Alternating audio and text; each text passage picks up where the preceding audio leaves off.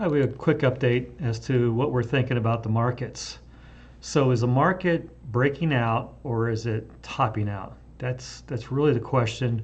We're at a critical point where the stock market is. It's at a resistance level. The fundamental view, I really wish we were more positive about it. It'd be a lot easier. As the technicals have turned positive, the fundamentals are just sort of bottoming out, maybe improving a little bit. But we have valuation issues as we look out to this year's earnings. The Federal Reserve is still being very restrictive. They may stop raising rates after this meeting on Wednesday, but they're still very restrictive and likely to stay that way for 6 to 12 months. Then we have the debt ceiling. Hopefully that goes well, but that could probably go down to the last minute. The last time we had one of these events was in 2011, and the market declined roughly 19% on the debt ceiling debate. Then we have some big geopolitical concerns.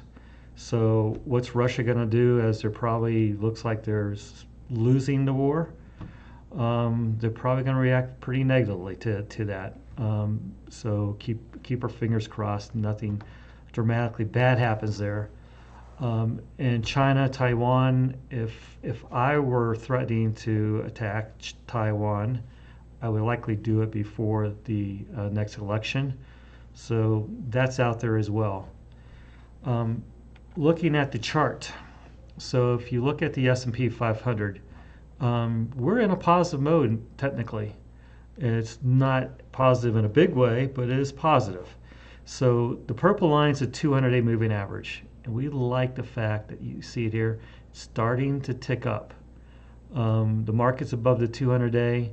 It's above the 100-day, which is the gold line. The green line is the 50, and then you have the 20-day.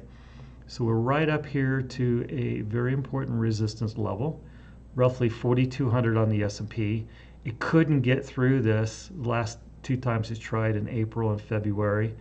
And before that, it got stuck at the 200-day moving average. But you do see a nice trend here in terms of higher lows.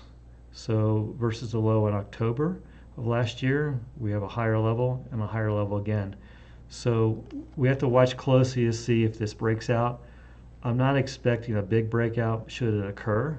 There might be another 5% or so upside to the markets, but it doesn't seem like there's enough stocks moving to make it happen. So roughly 60% of the move of the market's been in 5 names so far this year. That's not enough. The rest of the market needs to be advancing as well. So it just tells me that it's not on real solid ground at this point.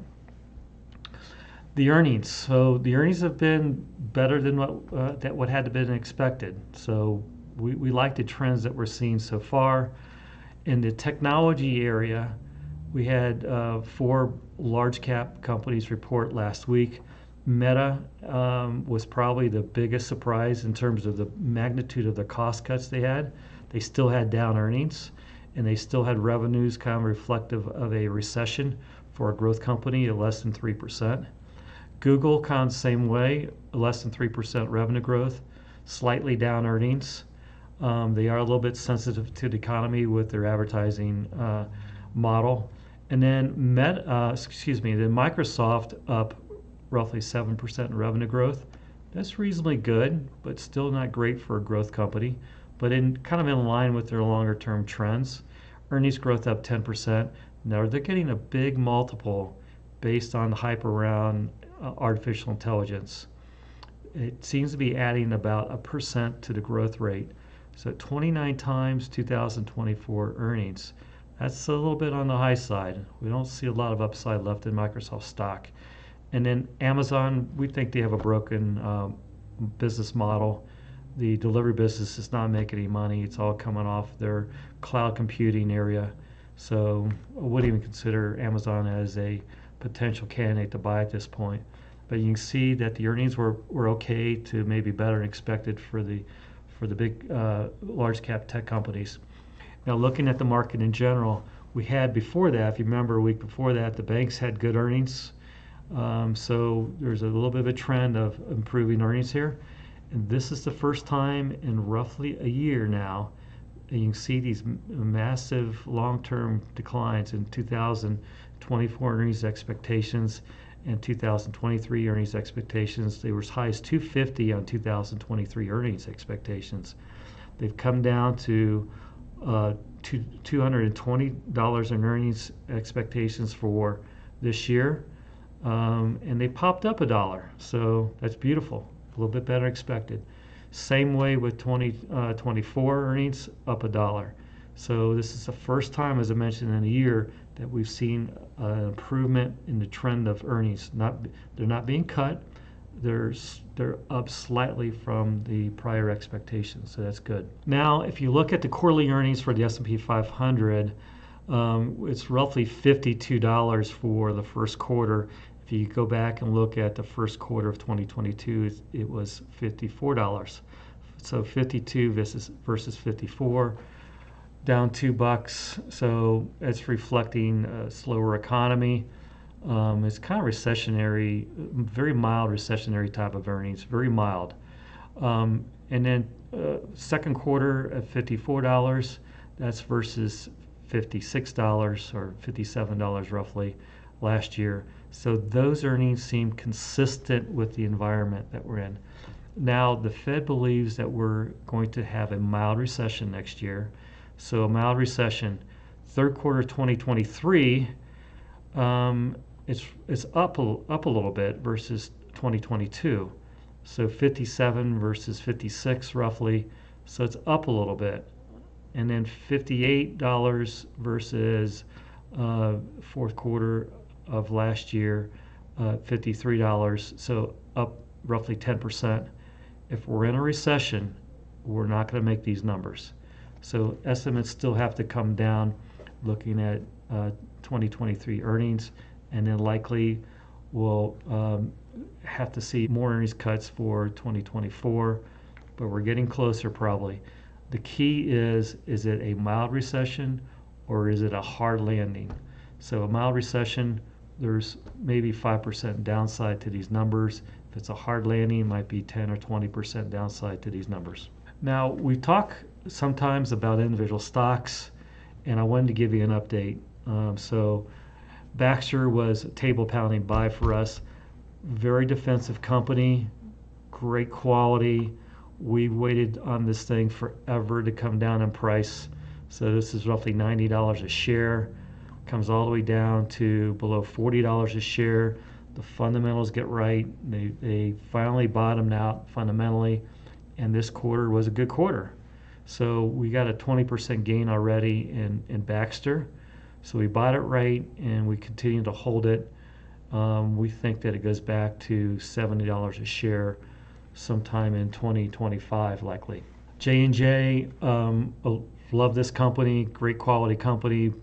Bought it around $151 about a month ago. It's up about 10% from that level. There's a couple of things going on here, so both are really positive. They are resolving the talcum powder lawsuit. They're spinning out a company called Kenvue, which is their consumer products company. Is coming at a nice discount to the other companies that they would be valued comparatively with.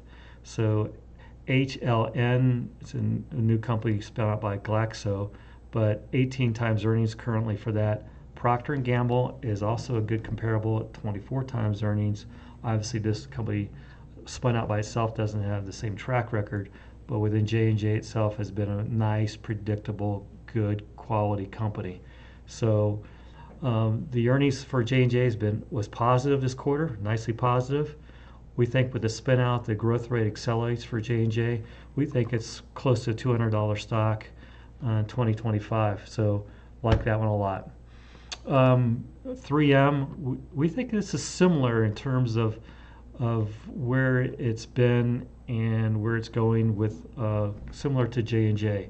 We think it's probably going to go to $200 a share. There's more upside to it. They took a big restructuring charge this quarter of $1.60 a share.